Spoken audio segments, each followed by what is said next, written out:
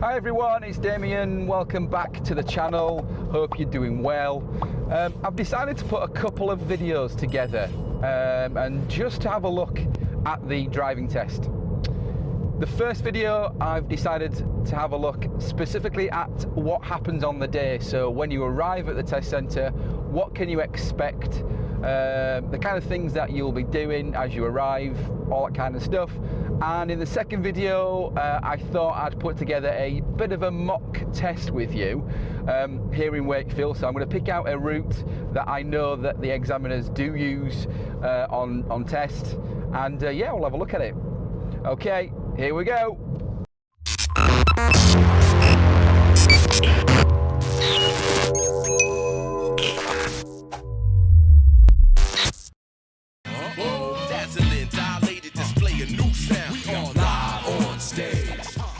Okay, so arrival at your test centre. What I will just quickly say is the test centre in Wakefield has its own purpose-built building. So we've got our own building and we've got our own car parking spaces. I do know that there are some test centres that share its premises with another organisation, so there aren't any dedicated spaces for you to use, which means that when you arrive you'll have to park on the road adjacent to the test centre.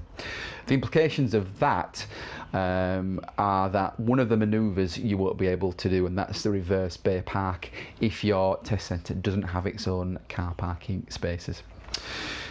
Once you arrive at the test centre, you'll then walk into the building. They have their own toilets and their own water fountain, so again you'll be able to keep yourself hydrated if you feel a little bit dry in the mouth.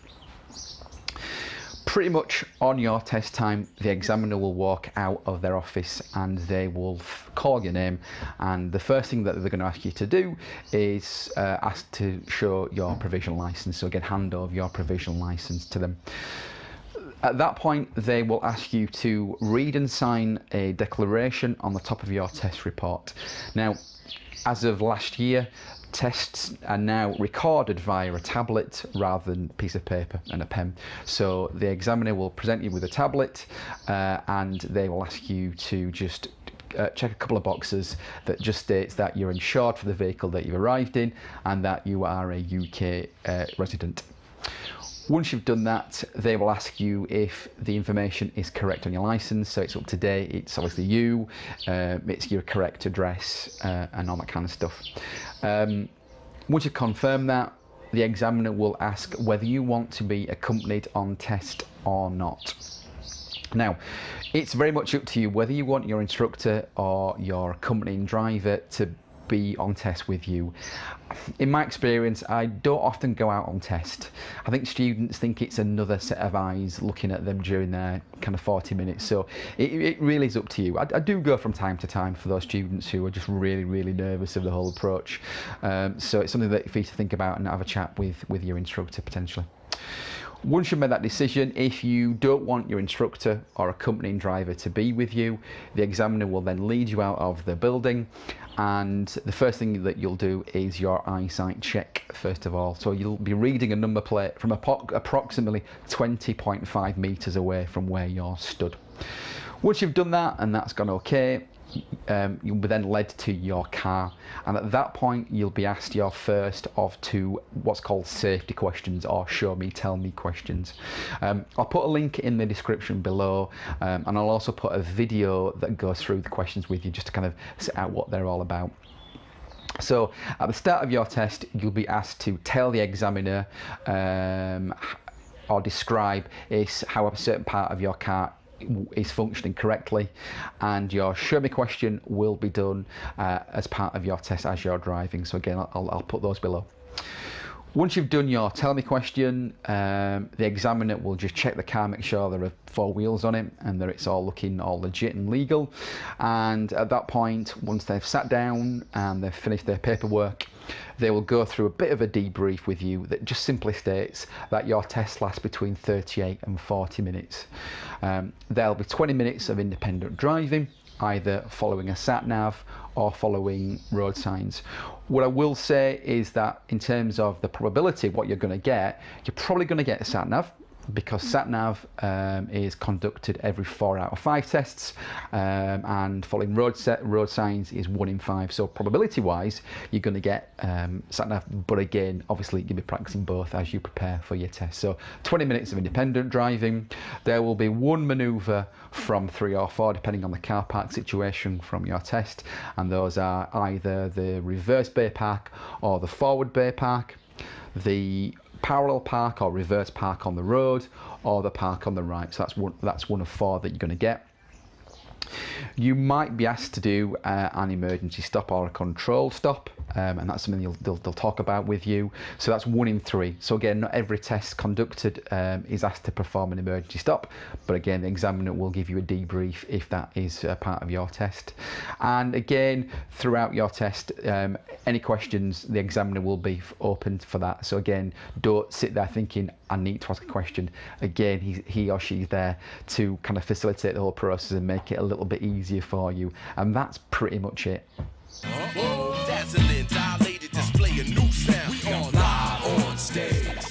So at the end of your test, you'll hopefully arrive back at the test centre, and depending on the situation that you've got at your test centre, you'll either drive into the car park or you will park adjacent to the building. If you are able to drive into a car park, you might be asked to do the reverse bay park at the end as your manoeuvre. If you've done one already, you'll just drive in and park the car, and the examiner will direct you into a space. And the same if you park on the main road, the examiner will direct you somewhere to stop the car. Once you've stopped and test is over, the examiner will ask you to switch the engine off and to get comfortable. And at that point, your instructor will come out, and if he hasn't gone with you or she hasn't gone with you, they'll come out and they'll stand with you to get the results. The examiner will go through the test report, he'll add up any faults that have been recorded, and he'll give you the results straight away. Obviously, fingers crossed, you're going to go for a pass, and what they will say is if they will volunteer to send your licence away for you. So they'll take your provisional licence, they'll send it away, and your new pink licence, your full licence, will arrive back a week or so later. One of the questions I get asked quite a bit is, when I pass my test, even though I don't have a physical licence with me, can I drive? Yes, you can. The examiner will take your licence away and they will issue you with a test certificate, which is proof that you have passed your driving test. Once they've done that, they'll give you the feedback. Whether you've passed or failed, and definitely whether you've failed, obviously, listen to the feedback. Listen to the areas that perhaps you need to work on. What I will say, in my experience, it's generally that perhaps the nerves, they've got the better of the student on the day. It's not that they can't drive, it's not that they weren't at the right standard, it's because perhaps the nerves kicked in and they made perhaps not right decision at that moment in time. So again, take it on board, and once you've had the feedback, that's it, the test is done.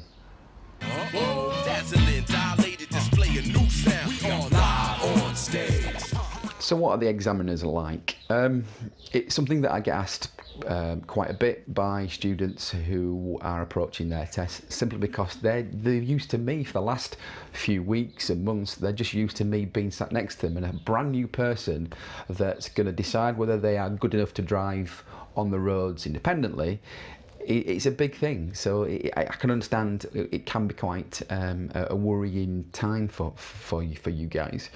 What I will say is that the examiners that I have worked with in Wakefield and other test centres that I've kind of worked in, absolutely fine. I have absolutely no issues with them at all.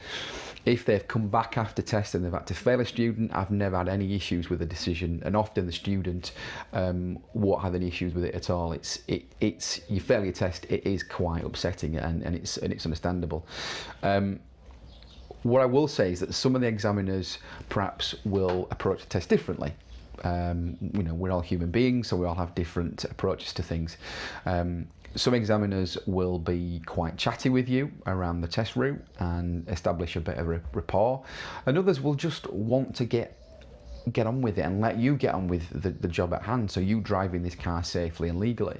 So if you find that your examiner's not particularly sociable, it's not personal, it's not aimed at you, it's just that's their approach. So yeah, the human beings, they've got a very pressurised job to do.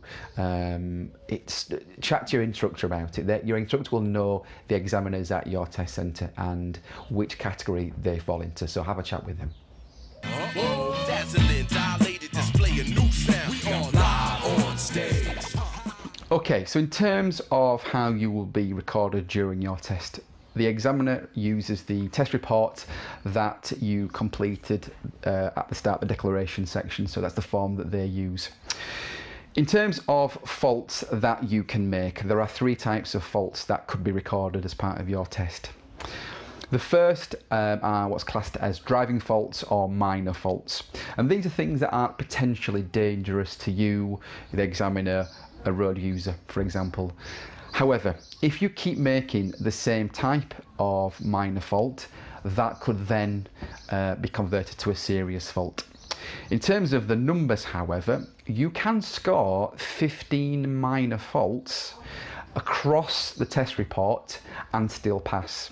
You couldn't get 15 in one category. So for example, under the mirror section, change of direction, you couldn't get 15 and still pass. That would be converted to a serious fault. So you can get 15 pass, 16 fail, as long as it's across the test report itself. The other type of fault is a serious fault, and this is a fail. Now, a serious fault is something that has the potential to be dangerous, and the potential is an important word, to you, the examiner, a road user, or to property. So again, that's a serious fault. And the last fault, and again an immediate fail, would be a dangerous fault. And this involves actual danger to you, the examiner, public or property. And for those last 2, as I mentioned, it would be an unfortunate fail of your test. One of the questions I get asked a lot is, will I be told straight away whether I fail or not? No. The examiner will wait until you get back to the test centre to give you the results. One of the things I'm going to talk about in the tips section is to don't second guess whether you have passed or failed at that moment in time, because sometimes you don't know whether what you've done is only a minor fault or whether actually it was serious or dangerous. So keep going right to the end, but that's something I'll talk about in a bit in the tips section. The last section just to quickly talk about on the test report is the ETA box, the Examiner Takes Action box. Now you'll notice there's a V and a P next to this box. The V stands for verbal. So if the examiner has to verbally control what you do, so for example, you are doing 26 in a 20 zone and they say to you, please slow down, that would be a fail. P is for physical. So if they have to physically control the vehicle by dueling the pedals or grabbing the wheel for anything that you do, again, that would be unfortunately an immediate fail. So that's the test report itself. Dazzling, dilated display, a new sound. We are live on stage. Okay, here are a few tips to hopefully help you through your test and help you prepare for test day. Number 1, the first one, is about an hour before your test, consider eating a banana if you like bananas. I hate them, so it'd be the last thing I eat. But anyway, apparently bananas contain B6, which apparently is the happy hormone. So again, the idea is that over time, these bananas release this B6 hormone into the system and hopefully try to calm and relax you a little bit. Hey, I don't know. Also, bananas have a slow releasing energy, so unlike energy drinks, so this massive spike and this massive fall off, hopefully the energy will release slowly right through your test and see you right through it. Water, keep yourself hydrated. Like I said earlier, a lot of test centres do have water coolers, but my advice is take a small bottle of water with you on your test. Again, according to science, water does boost brain performance. I drink gallons of it and I'm no more intelligent, but hey, it's not a bad tip. As well, when it comes to your test, don't be afraid, where appropriate, to have a little drink of water. Clearly don't drink and drive, but again, like I mentioned earlier, you'll be able to pull over and stop on a few occasions. Whenever you do pull up and stop in the car secure, have a quick drink of water. it'll slow things down a little bit. It might give you a chance to gather your thoughts before you're moving off. So again, think about taking a bottle of water with you. I'll say it even though I perhaps don't need to, don't forget your provisional licence. Without it, you are going nowhere apart from going home, not taking your test. Don't second guess how the examiner is marking you. Now, I mentioned a bit earlier the different types of faults and how they're recorded, but don't second guess how you're performing. So what I mean by that is, don't necessarily think that you failed by your actions. So an example of that is that a student who thought he'd failed after about 10 minutes of his test. Now, he thought he'd failed, hadn't done, but because he thought he'd failed, he drove then the remainder of his test under that impression and then threw it away. So don't second guess how the examiner is recording. Keep going right to the end, because you just don't know how things are recorded. Linked to that, don't be distracted by the examiner. Throughout your test, they are recording everything, not just the faults that perhaps you have gained, but they're also recording the things that you have done. So whenever you pull over and stop, they're putting a little mark down. If you do your manoeuvre, they're recording that.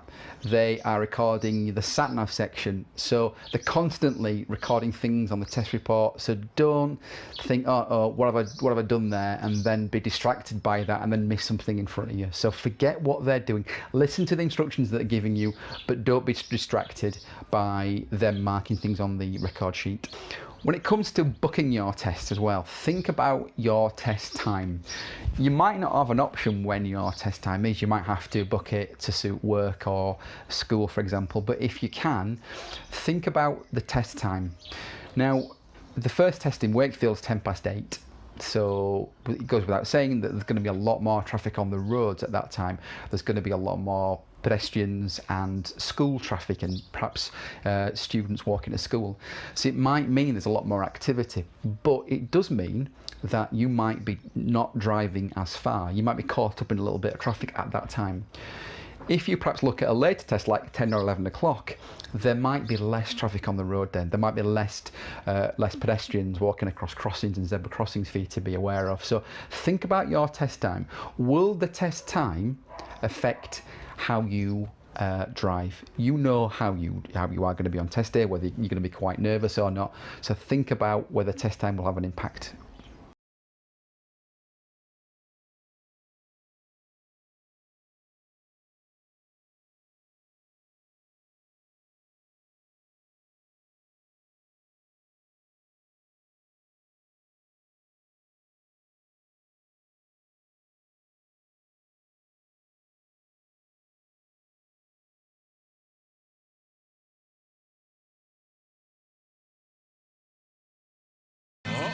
Dazzling, dilated display, a new sound. We are live on stage.